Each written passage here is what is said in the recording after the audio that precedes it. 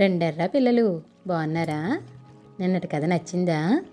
మరి నేను చెప్పే కొత్త కొత్త కథలు వినడానికి నా ఛానల్ని సబ్స్క్రైబ్ చేసి లైక్ చేయండి. మరి మీరు నా ఛానల్ని సబ్స్క్రైబ్ చేసి కథలు వింటే నాకు ఎంతో హుషారుగా ఉంటుంది కదర్రా.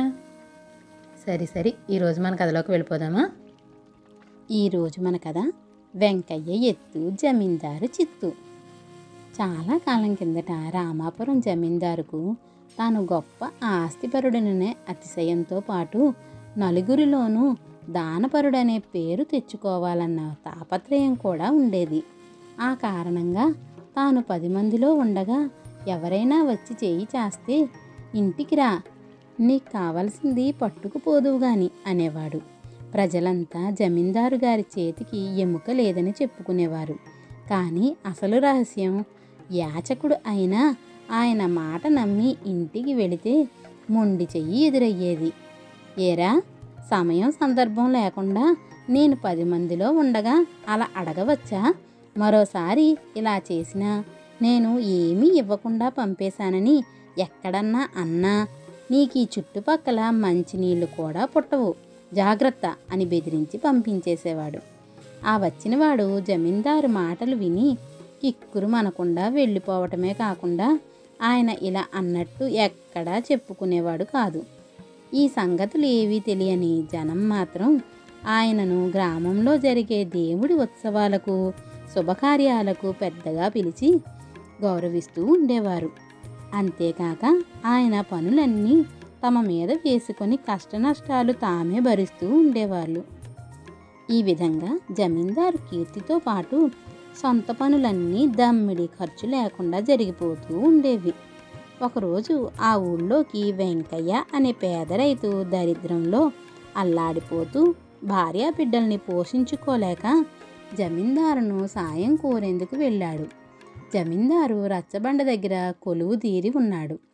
చుట్టూ జనం ఆయన చెప్పే మాటలకు తలలు ఊపుతూ ఉన్నారు.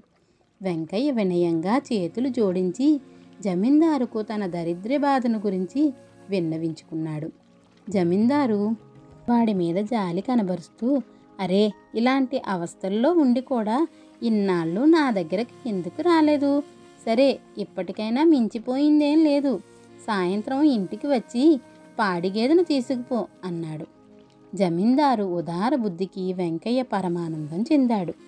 ఆ సాయంత్రం వెంకయ్య వెళ్ళేసరికి జమీందారు వాకిట్లోనే కనిపించి కళ్ళెర్రజేస్తూ, ఏరా, నీ కష్టాలన్నీ ఏకరువు పెట్టడానికి రచ్చబండ దగ్గర ఉన్నప్పుడే నీకు సమయం కుదిరిందా? ఇంటికి వచ్చి అడిగితే సాయం చెయ్యకపోయేవాణ్ణా? పాడిగేదెల్ని నీకు దానం చెయ్యడానికి అవేమన్నా వట్టినే దొరికేవనుకున్నావా? పో, మళ్ళీ ఏనాడు ఈ ఛాయలకు రాకు. ఈ సంగతి ఎక్కడైనా చెప్పావంటే చర్మం వలిపించేయగలను అన్నాడు. వెంకయ్య ఈ మాట్లాడేది జమీందారేనా అన్నట్టు ఒక్క క్షణం నివ్వెరపోయి తల వంచుకొని ఇంటి దారి పట్టాడు. పేదవాడైనా వెంకయ్య స్వాభిమానం కలవాడు. ఇస్తానన్నది ఇవ్వకపోగా జమీందారు అంత దురుసుగా మాట్లాడి అవమానించడం అతడికి చాలా బాధ కలిగించింది. వెంకయ్య భార్య జరిగినదంతా విని, అదన్నమాట జమీందారు అసలు రూపం. ఇస్తానన్నాడని ఆశ కొద్దీ వెళ్ళావు, ఇవ్వలేదు సరికదా, మాట తప్పిన పాపం ఆయనది అన్నది. వెంకయ్య ఆలోచిస్తూ చాలాసేపు ఊరుకొని చివరకు ఏదో ఒక మంచి ఉపాయం తోచిన వాడిలా తల పంకిస్తూ, జమీందారు ఇచ్చే పాడి గేదెలతో ఈ జన్మకు మన దరిద్రం తీరిపోతుందని నేనేం అనుకోలేదు. కానీ దానం ఇవ్వకపోగా అంత అవమానించినందుకు ఆయనకు మంచి గుణపాఠం నేర్పించదలిచాను అన్నాడు భార్యతో. ఆ మర్నాటి సాయంత్రం వెంకయ్య జమీందారు గారి పశువులు మేసే పచ్చిక బీడుకు పోయి 2 మంచి పాడిగేదెల్ని తోలుకొని జమీందారు సభ తీరే రచ్చబండ దగ్గరకు బయలుదేరాడు. అది చూసిన పాలెకాపు వెంకయ్య పాడిగేదెల్ని దొంగిలించుకుపోతున్నాడని చెప్పేందుకు రచ్చబండ దగ్గరికి పరిగెత్తాడు. ఆ సమయానికి రచ్చబండ మీద కూర్చుని ఉన్న జమీందారు చుట్టూ చాలామంది గ్రామస్తులు నిలబడి ఉన్నారు. జమీందారు ఏదో మాట్లాడుతూ ఉండగా అక్కడికి ముందు వెంకయ్య, కొంచెం వెనకగా పాలెకాపు వచ్చారు. వెంకయ్య జమీందారుకు నమస్కరించి, అయ్యా, తమరు దయతో అనుగ్రహించిన ఈ పాడి గేదెల్ని దొంగిలించానంటున్నాడు మీ పాలెకాపు. తమకు మనవి చేసుకుందామని వచ్చాను. నిన్న సాయంత్రం తమరు నాకు ఈ 2 గేదెల్ని అనుగ్రహించారు గదా అన్నాడు. జమీందారుకు గొంతులో పచ్చి వెలక్కాయ పడినట్టయింది. జనాల ముందు జరిగినది తెలిస్తే తన పరువు పోతుందని పాలెకాపుకు అవి నేనిచ్చిన పాడిగేదెలే, నువ్వు ఇంటికి పో అన్నాడు.